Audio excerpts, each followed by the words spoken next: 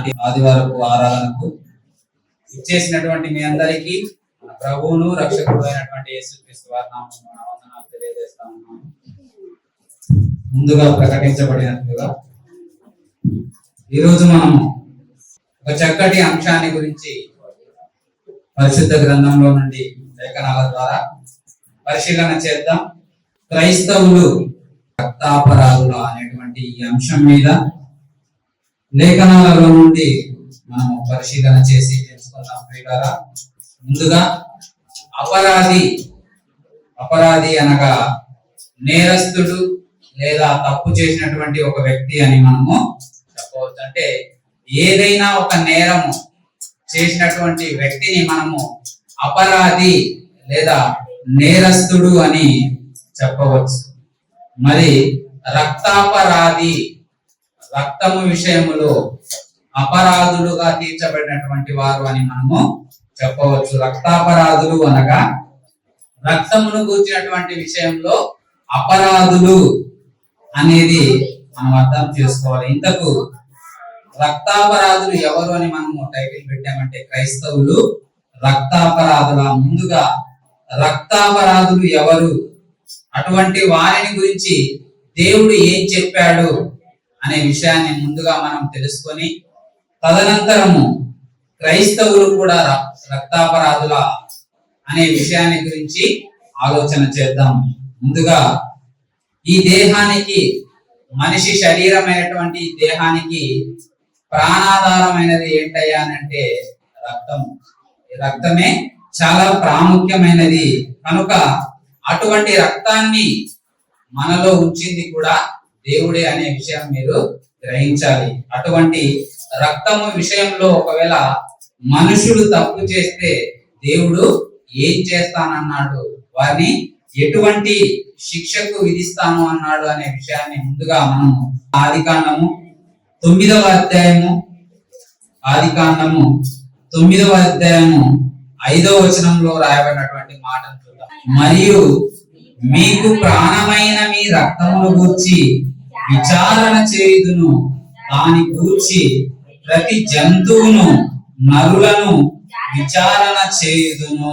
దేవుడు అంటున్నాడు, మరియు మీకు ప్రాణమైనటువంటి మీ రక్తమును గూర్చి విచారణ చేస్తాను, నేను విచారిస్తాను ప్రతి నరుని, దాని గురించి ప్రతి జంతువును నరులను నేను విచారణ చేయను అంటున్నాడు. అంటే జంతువును కూడా నేను విచారణ చేస్తాను. రక్తము విషయంలో ఒకవేళ అది తప్పు చేసినట్లయితే అది మనిషి అయినా సరే జంతువైనా సరే నేను విచారణ చేస్తాను అని దేవుడు ఖచ్చితంగా మనకు చెబుతా ఉన్నాడు. అలాగే కీర్తనల గ్రంథంలో రాయబడినటువంటి మాటను కూడా మనం ఒకసారి చూస్తే కీర్తనల గ్రంథము 9వ అధ్యాయము 12వ వచనం, ఆయన రక్తాపరాధమును గూర్చి విచారణ చేయనప్పుడు బాధపరచబడు వారిని జ్ఞాపకము చేసుకొనును, వారి మొరను ఆయన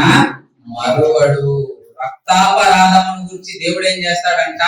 విచారణ చేస్తాడు. ఆయన విచారణ చేస్తాడు. రక్తము విషయంలో ఎవరైనా అపరాధిగా కనబడినట్లయితే దానిని గురించి దేవుడు నేను విచారిస్తాను, బాధపరచబడు వారిని నేను జ్ఞాపకము చేసుకుంటాను. ఎవరైతే బాధపరచబడ్డారో, ఎవరైతే ఎదుటి వ్యక్తి చేత చంపబడ్డారో లేకపోతే రక్తం చిందింపబడ్డారో ఆ వ్యక్తి యొక్క మొరను నేను వింటాను, నేను మరువను అని దేవుడు వాక్యంలో మనకు సెలవిస్తా ఉన్నాడు. కనుక రక్తమును గూర్చినటువంటి విషయంలో ఒకవేళ ఎవరైనా తప్పు చేస్తే దేవుడు ఏమంటున్నాడంటే నేను విచారణ చేస్తాను, వారి మొర నా దగ్గరకు వచ్చినప్పుడు దాని గురించి నేను విచారించి వారి మొరను నేను వింటాను, ఆ మొరను నేను మరువను, దాని గురించి తగిన విచారణ చేసి నేను వారిని శిక్షిస్తాను అని దేవుడు సెలవిస్తా ఉన్నాడు.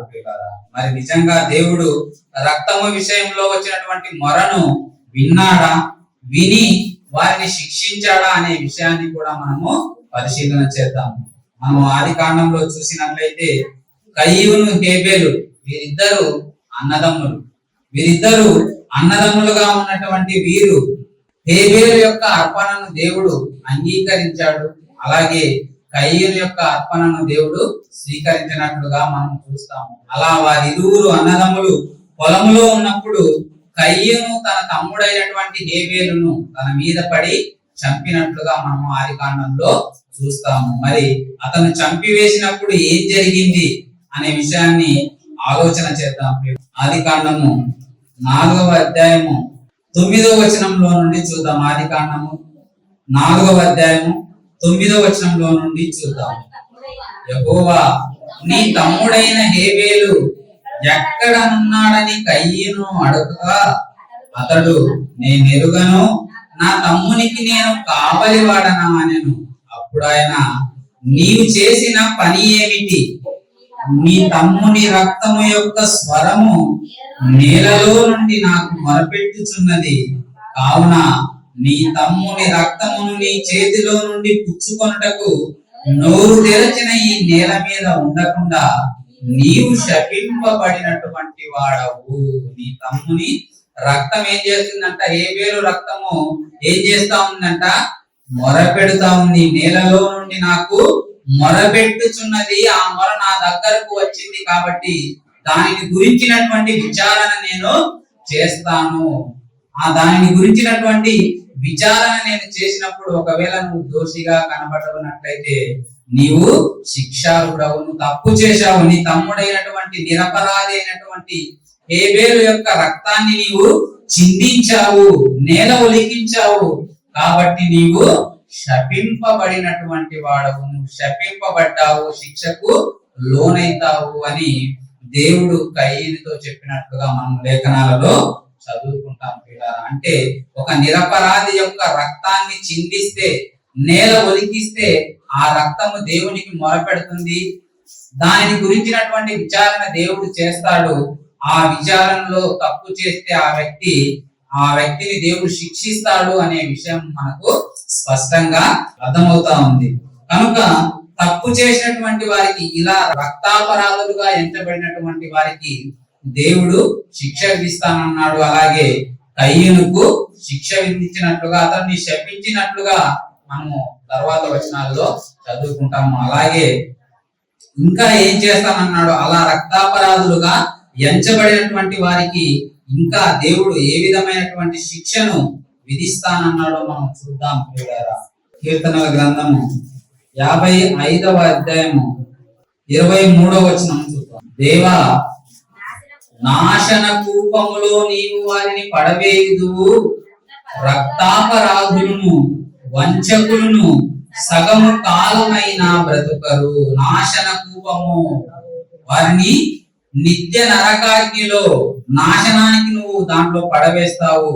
రక్తాపరాధులను వంచకులను సగము కాలమైన వాళ్ళు బ్రతకరు, వాళ్ళను విడిచిపెట్టవు తండ్రి, నువ్వు వారిని శిక్షిస్తావు అని భక్తుని ద్వారా రాయబడినటువంటి మాటలను మనము జ్ఞాపకం చేసుకోవాలి. అంటే రక్తము విషయంలో దేవుడు విచారణ చేసినప్పుడు వారు దోషులుగా కనబడితే వారిని విడిచిపెట్టడు, నాశనానికి వారిని నడిపిస్తారు, పాతాళంలో వాళ్ళను నిత్యాగ్నిలో వారిని విడిచి దండిస్తాడు అనే విషయం మనకు అర్థమైతా ఉంది. కనుక అది తెలిసినటువంటి భక్తులు, అందుకే అది ఎంత ప్రమాదకరమో, దేవుడు ఎంత కఠినంగా శిక్షిస్తాడో తెలిసినటువంటి భక్తుడైనటువంటి దావీదు గారు కూడా దేవుణ్ణి వేడుకుంటారు.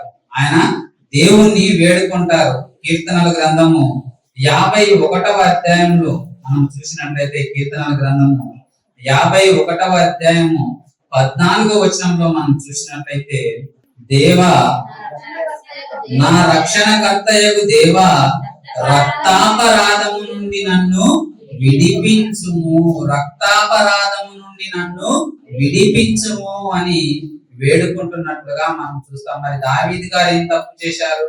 రక్తాపరాధిగా ఆయన ఎంచబడ్డాడా అని అంటే అవును, ఆయన రక్తాపరాధిగా ఆయన ఎంచబడినట్లుగా మనము బత్షెబా గారి యొక్క భర్త అయినటువంటి ఊరియా విషయంలో అతనిని నిరపరాధి అయినటువంటి అతని రక్తాన్ని చిందించి ఆయన కూడా రక్తాపరాధిగా కనబడినట్లుగా మనము లేఖనాలలో చదువుకుంటాం. కనుక రక్తాపరాధిగా అతను ఎంచబడితే ఎంత ప్రమాదకరమో ఆయనకు తెలుసు కాబట్టి ఆయన వేడుకుంటున్నాడు. దేవుణ్ణి వేడుకుంటున్నాడు. నా రక్షణకర్తయగు దేవా, రక్తాపరాధము నుండి నన్ను విడిపించుము, నన్ను విడిపించుము.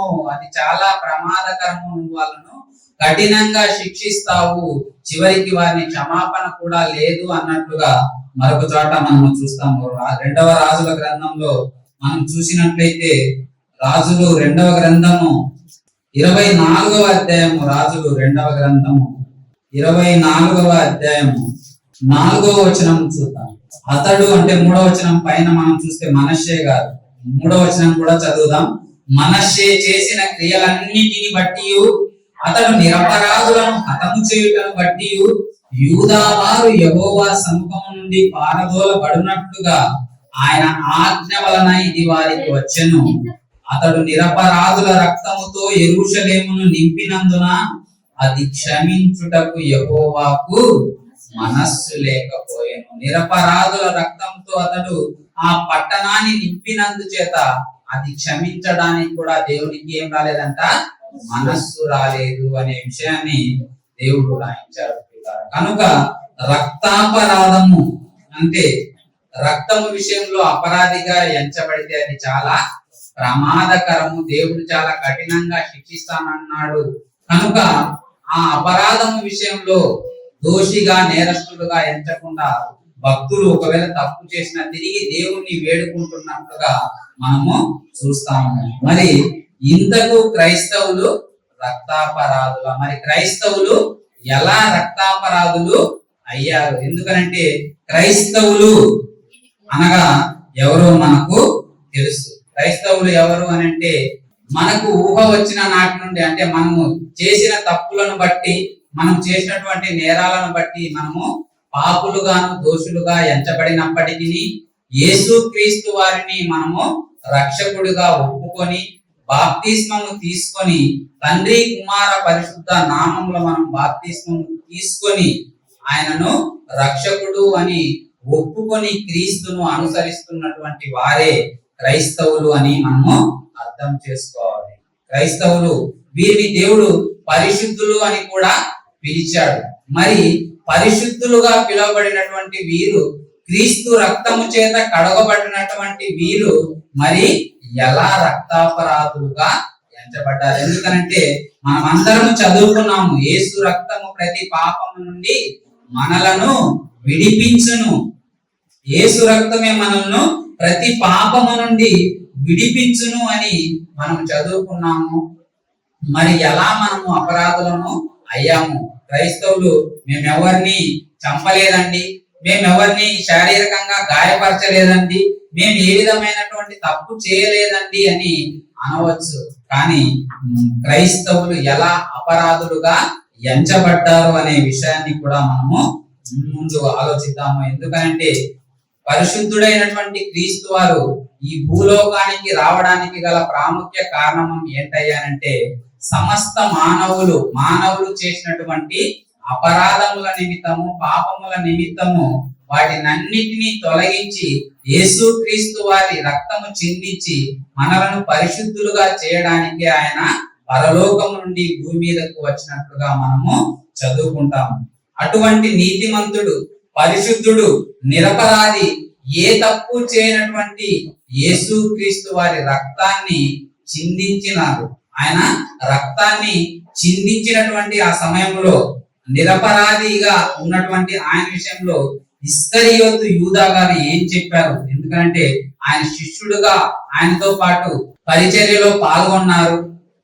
చివరికి ఆయనను 30 వెండి నాణాలకు ఆయన్ను అప్పగించినట్లుగా ఇస్కరియోతు యూదా గురించి మనము చదువుకుంటాము. అటువంటి ఇస్కరియోతు యూదా యేసుక్రీస్తు వారిని అప్పగించినటువంటి ఆ సమయంలో, మరణానికి అప్పగించినటువంటి ఆ సమయంలో ఆయన ఏమంటున్నారు అనే విషయాన్ని మనం ఒకసారి చూద్దాం.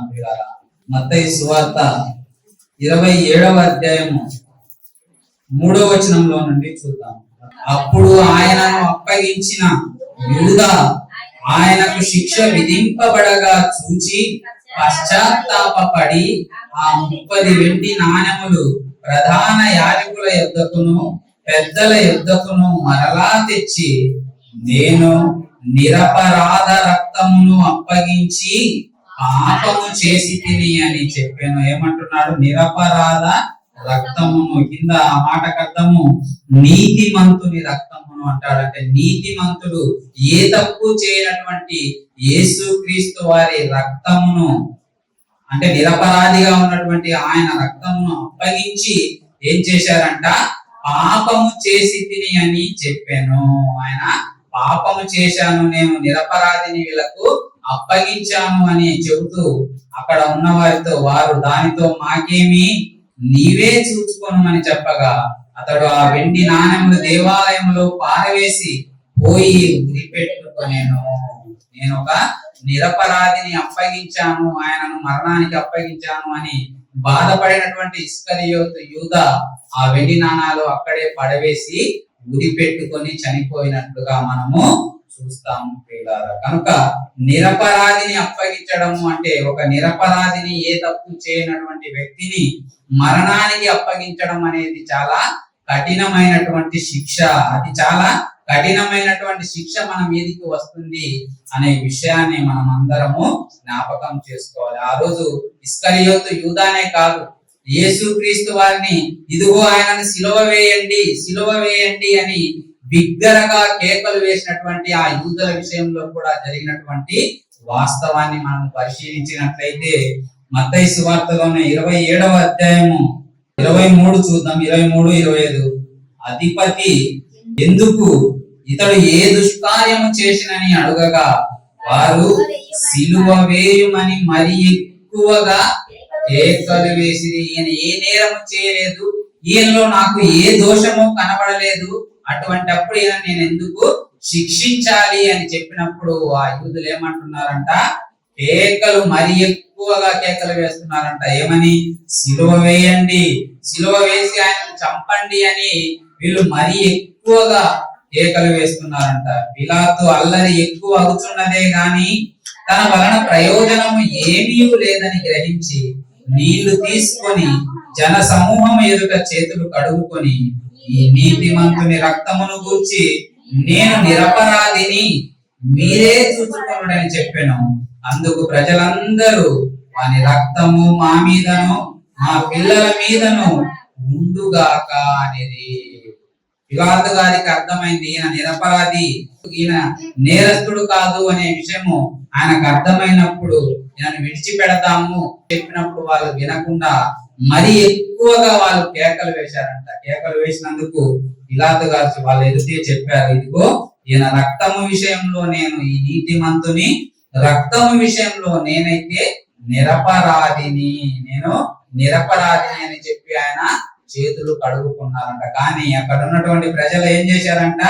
వాని రక్తం అంటే పవిత్రుడైనటువంటి నిరపరాధి అయినటువంటి యేసుక్రీస్తు వారి రక్తము మా మీదను మా పిల్లల మీదను ఉండుగాక, మా మీద ఉండనివ్వండి, మేమే తప్పు చేశామనుకోండి అన్నట్లుగా వాళ్ళు ధిక్కరించి మరి ఎక్కువగా వాళ్ళు కేకలు పెట్టినట్లుగా మనం చూస్తాం. మరి అటువంటి కేకలు వేసినటువంటి వారికి మరి శిక్ష వచ్చిందా? వారి మీదకు దేవుడు శిక్షను పంపించాడా అనే విషయాన్ని గురించి మనం ఆలోచించినట్లయితే పౌలు గారు ఆ విషయాన్ని మనకు తెలియజేస్తా ఉన్నారు. ఆ విషయాన్ని గురించి మనకు పౌలు గారు మాట్లాడుతూ తెస్సలోనికైలకు రాసినటువంటి మొదటి పత్రిక 2వ అధ్యాయము 15వ వచనములో నుండి ఆ యూదులు తమ పాపములను ఎల్లప్పుడూ సంపూర్తి చేయుటకై ప్రభువైన యేసును ప్రవక్తలను చంపి మమ్మును హింసించి అన్యజనులు రక్షణ పొందుటకై వారితో మేము మాట్లాడకుండా మమ్మును ఆటంకపరచుచు దేవునికి ఇష్టలు కాని వారును మనుషులకు అందరికీ విరోధులై ఉన్నారు. దేవుని ఉగ్రత తుదముట్ట వారి మీదకు వచ్చాను. దేవుని ఉగ్రత ఎవరి మీదకి వచ్చింది? ఆ రోజు కేకలు వేసి యేసును సిలువ వేయండి, ఆయన చంపండి అని ఎవరైతే కేకలు వేశారో ఆ యూదుల మీదికి దేవుని ఉగ్రత తుదముట్ట వారి మీదికి వచ్చింది అనే విషయాన్ని పౌలు గారు తెస్సలోనికైలకు ఆ సంఘానికి గుర్తు చేస్తా ఉన్నారు. కనుక నిరపరాధిని చంపినటువంటి ఒక నిరపరాధిని శిక్షించినటువంటి, ఆయన రక్తాన్ని చిందించినటువంటి వారి విషయంలో దేవుని ఉగ్రత వస్తుంది. దేవుడు వారిని కఠినంగా శిక్షిస్తాడు అనే విషయాన్ని మీరందరూ జ్ఞాపకం చేసుకోవాలి.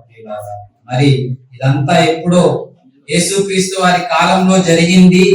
మరి నేడున్నటువంటి ఈ క్రైస్తవుల విషయంలో మరి మేము ఎలాగండి రక్తాపరాధులము? మేము ఎలా రక్తాపరాధులము అయ్యాము? మేమే తప్పు చేశాము, క్రీస్తే రక్షకుడుగా మేము ఒప్పుకున్నాం కదా, ఆయనే మమ్మల్ని రక్షిస్తాడు, ఆయనే పరలోకానికి మార్గం అని మేము ప్రకటిస్తున్నాం కదా అని క్రైస్తవులు చెప్పవచ్చు. వీళ్ళు చెప్పవచ్చు. ఎలా అపరాధులో మనము పౌలు గారు మాటల్లో చూస్తే, హెబ్రీయులకు రాసినటువంటి పత్రికలో పౌలు గారు మాట్లాడుతూ చెప్పినటువంటి విషయాన్ని మనం చూద్దాం. హెబ్రీయులకు రాసినటువంటి పత్రిక 6వ అధ్యాయము 5వ వచనంలో నుండి చూద్దాం. దేవుని దివ్య వాక్యమును రాబో యుగ సంబంధమైన శక్తుల ప్రభావమును అనుభవించిన తరువాత తప్పిపోయిన వారు తమ విషయములో దేవుని కుమారుని మరలా సిలువ వేయచ్చు బాహాటముగా ఆయనను అవమానపరుచుతున్నారు. ఎవరు వీళ్ళు? వీళ్ళందరూ దేవుని దివ్య వాక్యమును రాబో యుగ సంబంధమైన శక్తుల ప్రభావమును అనుభవించిన వారు అనగా కింద రుచి చూసిన వారు. ఎవరైతే వాక్యాన్ని తెలుసుకొని యేసుక్రీస్తు వారే రక్షకుడు అని ఒప్పుకొని క్రీస్తు వారిని ధరించారో అటువంటి వారందరూ మరలా ఏం చేస్తున్నారంట? తమ విషయంలో దేవుని కుమారుని మరలా సిలువ వేయచ్చు బాహాటముగా ఆయనను అవమానపరుస్తున్నారు. ఒకరోజు యూదులు ఆయన చేయనటువంటి నేరానికి ఆయన అపరాధిగా మార్చి వాళ్ళు శిక్షిస్తే, ఈ రోజు ఎవరైతే మాకు వాక్యం తెలుసు, ఎవరైతే మేము నిజమైనటువంటి దేవుని నమ్ముకుంటున్నాము, విశ్వసిస్తున్నామని చెప్పుకుంటున్నారో ఈ క్రైస్తవులు మరలా ఏం చేస్తున్నారంట? తప్పిపోయి వాక్యాన్ని రుచి చూసిన తర్వాత, తెలుసుకున్న తర్వాత కూడా వీళ్ళు బాహాటముగా ఆయనను మరలా సిలువ వేస్తూ అవమానపరుచుతున్నారు. వీళ్ళు అవమానపరుస్తూ అపరాధులుగా వీళ్ళు ఎంచబడుతున్నారు ప్రియులారా. కనుక ఇది చాలా ప్రమాదకరము, ఇది చాలా అపాయకరమైనటువంటి పరిస్థితిలోనికి వీళ్ళను నడిపిస్తాడు దేవుడు అనే విషయాన్ని మనము జ్ఞాపకం చేసుకోవాలి. క్రీస్తు రక్తము ప్రతి పాపం నుండి మనల్ని విడిపిస్తాది.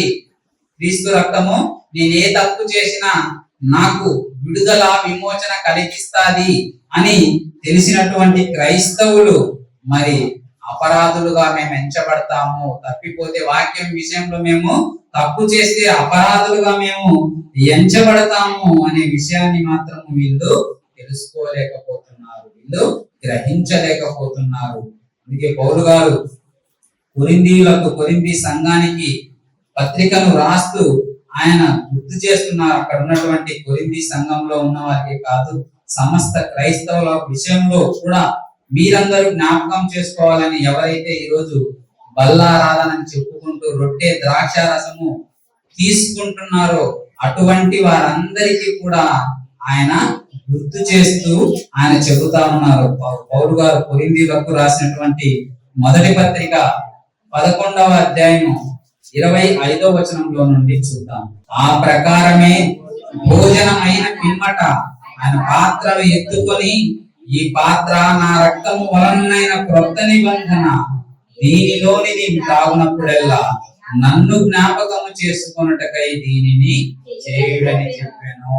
నన్ను జ్ఞాపకం అంటే యేసుక్రీస్తు వారిని మీరు జ్ఞాపకం చేసుకోవాలి. ఆ రక్తం, ఆ ద్రాక్షారసము తీసుకుంటున్నటువంటి క్రైస్తవులందరూ ఈరోజు కొన్ని సంఘాల్లో మనం చూసినట్లయితే ప్రతి ఆదివారము రొట్టె విరిచే కార్యక్రమం ఉండదు, బల్లారాధన ప్రతి ఆదివారం ఉండదు. కొందరు నెలకు ఒకసారి ఇస్తారు, కొందరు సంవత్సరానికి ఒకసారి ఇస్తారు, కొందరే ఎవరో రేరుగా అరుదుగా ప్రతి ఆదివారం కూడా రొట్టె ద్రాక్ష రసంలో పాల్గొంటారు. ఎవరైతే పాల్గొంటున్నారో అనేక మందికి ఎందుకు పాల్గొంటున్నారు అనే విషయం కూడా వాళ్ళకు జ్ఞాపకం ఉండదు. నేను బాప్తిస్మం తీసుకున్నాను కాబట్టి రొట్టె ద్రాక్ష రసం తీసుకోవాలి అని అనుకుంటున్నారే తప్ప, ఇక్కడ పౌలు గారు స్పష్టంగా చెబుతున్నారు, మీరు యేసుక్రీస్తు వారిని జ్ఞాపకము చేసుకొనుటకై దీనిని చేయుడని చెప్పాను. ఇదిగో రక్తం త్రాగుతున్నప్పుడు అనగా ద్రాక్షారసము తీసుకుంటున్నప్పుడు మీకు ఒకే విషయము జ్ఞాపకం రావాలి. ఇదిగో నేను తీసుకుంటున్నటువంటి ఈ ద్రాక్షారసము మనందరి పాప విమోచనకై యేసుక్రీస్తు వారు చిందించబడినటువంటి రక్తము అనే విషయము జ్ఞాపకము చేసుకొనక ఈరోజు కొందరు ద్రాక్షారసంలో తీయగా లేదండి, చక్కెర సరిపోలేదండి, లేకపోతే ద్రాక్షారసం పల్చగా ఉందండి, ఇంకొంచెం చిక్కగా ఉండాలని ఆ రక్తాన్ని ఆ ద్రాక్షారసాన్ని ఎందుకు తీసుకుంటున్నారనే విషయమే వీళ్ళు తెలుసుకోకుండా లోపస్తుల్లాగా వీళ్ళు ప్రవర్తిస్తున్నారు అనే విషయాన్ని జ్ఞాపకం చేసుకోవాలి. అది తప్పు. నువ్వు తీసుకుంటున్నది యేసుక్రీస్తు వారి రక్తము అనే విషయాన్ని నువ్వు జ్ఞాపకం చేసుకోవాలి. అలా ఎవరైతే ఆ రక్తాన్ని తీసుకుంటున్నారో వాళ్ళు ఒకవేళ అయోగ్యులుగా 26 కూడా చూద్దాము. మీరు ఈ రొట్టెను తిని ఈ పాత్రలోనిది త్రాగునప్పుడెల్లా ప్రభువు వచ్చు వరకు ఆయన మరణమును ప్రచురించుదురు. వీరు ఎప్పుడైతే ఈ రొట్టెను అనగా ఆయన శరీరాన్ని తిని ఆయన రక్తాన్ని త్రాగుతున్నటువంటి ప్రతి ఒక్కరూ ఏం చేయాలంట? ఆయన మరణమును ప్రచురించుదురు, ప్రకటించాలి. క్రీస్తు వారి మరణ సమాధి పునరుత్థానాన్ని నువ్వు ప్రకటన చేయాలి, సువార్తను నువ్వు ప్రకటించాలి అనే విషయం నువ్వు ఖచ్చితంగా జ్ఞాపకము చేసుకోవాలి. ఒకవేళ నువ్వు అలా చేయకుండా 27వ వచనంలో అదే పౌలు గారు మాట్లాడుతూ, కాబట్టి ఎవడు అయోగ్యముగా ప్రభు యొక్క రొట్టెను తినునో లేక ఆయన పాత్రలోనిది త్రాగునో వాడు ప్రభువు యొక్క శరీరమును గూర్చియు రక్తమును గూర్చియు అపరాధియగును. ఎవరైతే ఈ పని చేయరో, ఎవరైతే రొట్టె ద్రాక్షారసం తీసుకొని సువార్తను ప్రకటించరో అటువంటి వారు ఎవరని చెబుతా ఉన్నారు? వాళ్ళు అయోగ్యులు, వాళ్ళకి అర్హత లేదు, అది తీసుకునేటువంటి అర్హత లేని వారుగా వాళ్ళు ఉంటారు. అలా తెలిసి కూడా వాళ్ళు అయోగ్యులుగా ఉండి రొట్టె ద్రాక్షారసంలో ఒకవేళ వాళ్ళు పాల్గొన్నట్లయితే వాళ్ళు ఏమవుతారంట? వాడు ప్రభువు యొక్క శరీరమును గూర్చియు రక్తమును గూర్చియు అపరాధి అగును. కాబట్టి ప్రతి మనుష్యుడు తను తాను పరీక్షించుకొనవలెను. 29వ వచనంలో ప్రభువు శరీరం అని వివేచింపక తిని త్రాగువాడు తనకు శిక్షావిధి కలుగుటకే తిని త్రాగుతున్నాడు. ఈ విషయం ఏది తెలుసుకోకుండా ఏదో నేను బాప్తిస్మం తీసుకున్నాను కనుక రొట్టె ద్రాక్షారసంలో చేయి వేయాలి అన్నట్టుగా అందులో పాల్గొన్నట్లయితే, అది వివేచింపక నువ్వు ఒకవేళ తీసుకున్నట్లయితే నువ్వేమవుతావంట? శిక్షావిధి కలుగుటకే తిని మీరు త్రాగుతున్నారు. మీరు అపరాధులుగా మార్చబడతారు. దేవుని దృష్టికి మీరు యేసుక్రీస్తు వారి రక్తాన్ని చిందించినటువంటి వారి విషయంలో లాగా మీరు కూడా రక్తాపరాధులుగా మీరు మారిపోతారు అని దేవుడు మనకు సెలవిస్తున్నాడు. ఎందుకంటే యేసుక్రీస్తు వారే చెప్పారు, ఆయన రక్తము దేని కొరకు చిందించబడింది అనే విషయాన్ని యేసుక్రీస్తు వారే ఆయన స్వయాన చెప్పారు. మత్తయి సువార్తలో మనం ఒకసారి ఆ మాటను కూడా చూద్దాం. మత్తయి సువార్త 26వ అధ్యాయము 28వ వచనం 27 కూడా చూద్దాం. మరియు ఆయన గిన్నె పట్టుకొని కృతజ్ఞతాస్తుతులు చెల్లించి వారికి ఇచ్చి, దీనిలోనిది మీరందరూ త్రాగుడి, నా రక్తము అనగా పాప క్షమాపణ నిమిత్తము అనేకుల కొరకు చిందింపబడుచున్న నిబంధన రక్తము. ఇదిగో ఇది యేసుక్రీస్తు వారి రక్తము. ఎందుకు చిందించబడింది అంటే అనేకుల కొరకు పాప విమోచన, వారందరికీ పాప క్షమాపణ రావడం కోసమే ఇది చిందింపబడింది అనే విషయాన్ని మీరు అందరూ ఎల్లప్పుడూ జ్ఞాపకం చేసుకోవాలి. ఎల్లప్పుడూ మీరు జ్ఞాపకం చేసుకొని ఆ యొక్క రక్తాన్ని లేదా ఆ రక్తానికి సాదృశ్యమైనటువంటి ఆ ద్రాక్షారసాన్ని మీరు త్రాగాలి. అలా మీరు పాల్గొనకపోతే, అయోగ్యంగా మీరు ఒకవేళ పాల్గొన్నట్లయితే మీరు రక్తాపరాధులుగా ఎంచబడతారు. ఈరోజు యేసుక్రీస్తు వారిని తండ్రి అయినటువంటి దేవుణ్ణి విశ్వసించని వారు ఎందరో ఉన్నారు.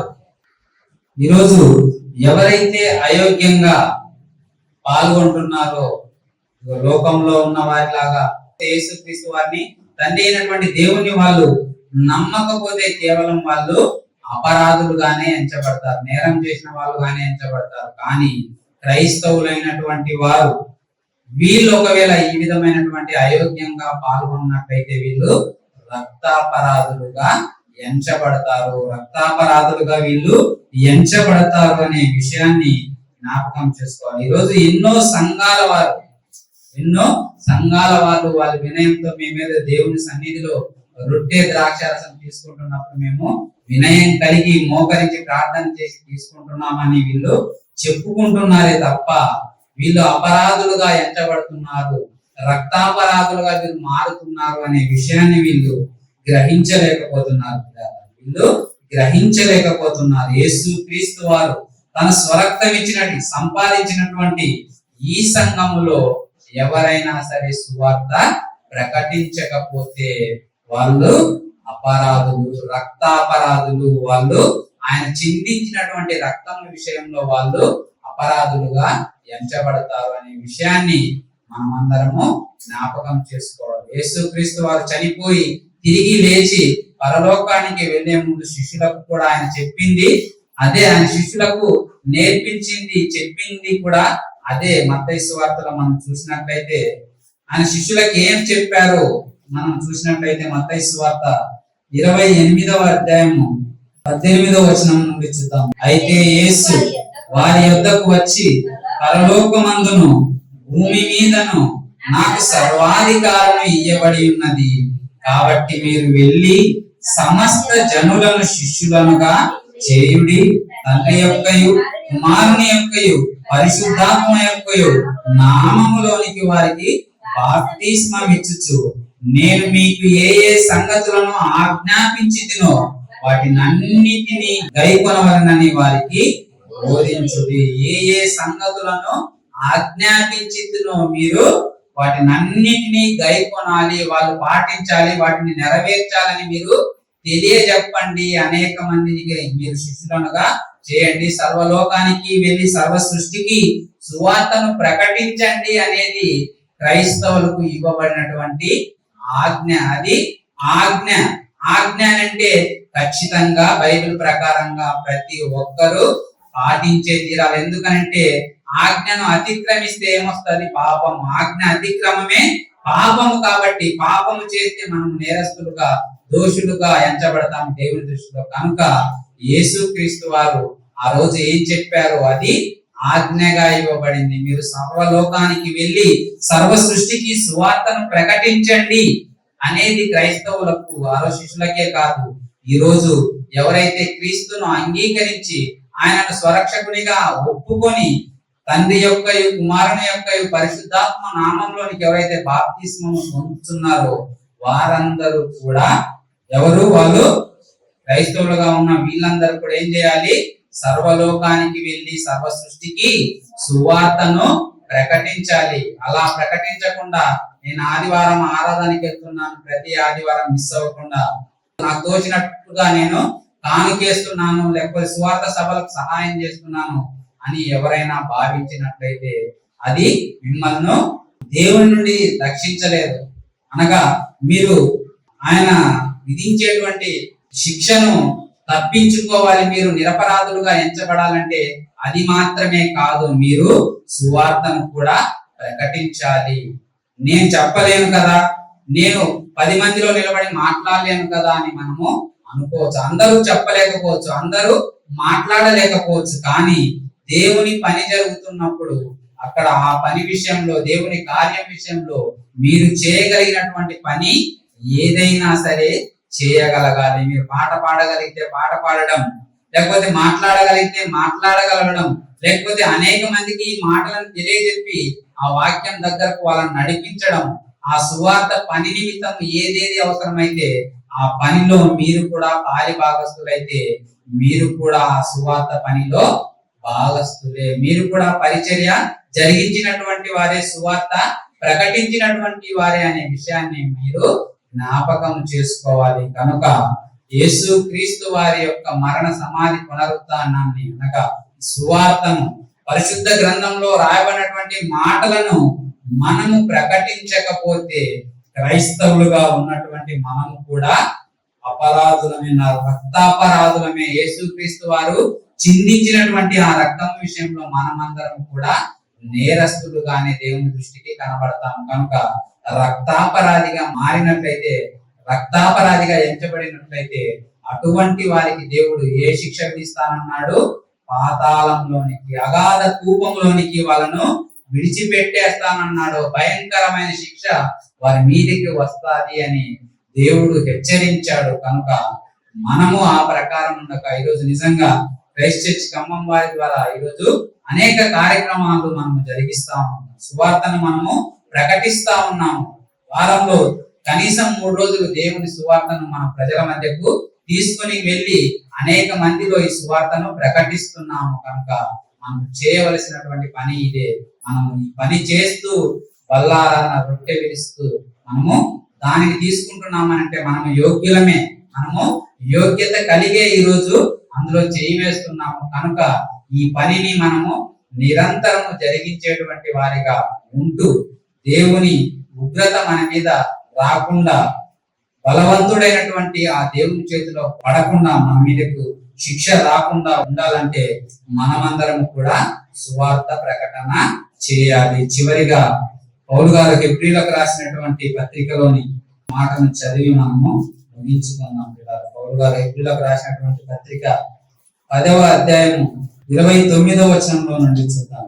ఇట్లుండగా దేవుని కుమారుని పాదములతో త్రొక్కి తాను పరిశుద్ధ పరచబడుటకు సాధనమైన నిబంధన రక్తమును అపవిత్రమైనదిగా ఎంచి కృపకు మూలమగు ఆత్మను తిరస్కరించిన వాడు ఎంత ఎక్కువైన ప్రతిదండనకు పాత్రుడుగా ఎంచబడునని మీకు తోచును. 31వ వచనంలో చూద్దాం. జీవము గల దేవుని చేతిలో పడుట భయంకరము. ఇదిగో ఎవరైతే తిరస్కరించారో ఆ నిబంధన రక్తం విషయంలో వాళ్ళు దానిని అపవిత్రపరుస్తున్నారో, అపరాధిగా వీళ్ళు మారుతున్నారో, వాళ్ళు ఎంత ఎక్కువైన దండనకు పాత్రుడుగా ఎంచబడతారంటే చాలా కఠినమైనటువంటి శిక్ష వాళ్ళ మీదకు రాబోతుంది. వాళ్ళు దేవుని చేతిలో పడతారు. జీవము గల దేవుని చేతిలో పడుట భయంకరము. ఒకవేళ దేవుడు వారి మీదకు శిక్ష రప్పించాలనేటువంటి ఆలోచన చేశాడంటే ఆ శిక్ష నుండి వాళ్ళు తప్పించుకోలేరు. అది దండన విషయంలో వాళ్ళు ఎంత ఎక్కువ దండన అంటే ఇదిగో నిత్యాగ్ని దండనకు వాళ్ళు వెళ్ళిపోతారు. అది చాలా భయంకరము. కనుక క్రైస్తవులైనటువంటి వారు ఈ రక్తాపరాధులుగా ఎంచకుండా ఉండాలి.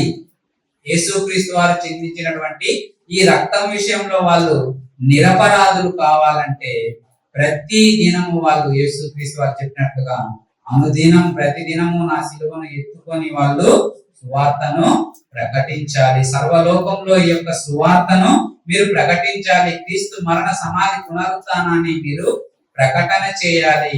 ఇదిగో మీరు ప్రతి ఆదివారము రొట్టె విస్తున్నప్పుడు ఈ విషయాన్ని మీరు జ్ఞాపకము చేసుకోవాలని పౌలు గారు ఆ రోజు కొరింథీ సంఘాన్ని కూడా హెచ్చరించినట్లుగా మనము చూస్తాము. కనుక రొట్టెలో చేయి వేస్తున్నటువంటి మనకు బల్లారాధనలో పాల్గొంటున్నటువంటి మనమందరం కూడా మనం చనిపోయేంత వరకు, దేవుడు మనకిచ్చిన ఈ కాలం ముగిసిపోయేంత వరకు సువార్తను ప్రకటించే పనిలో ఉంటూ దేవుని నుండి మీరు రక్షింపబడాలని సవివరంగా మీకు తెలియజేస్తూ ఈ నా మాటలు ఇంతటితో ముగిస్తూ ఉన్నాను. అందరికీ సెలవు.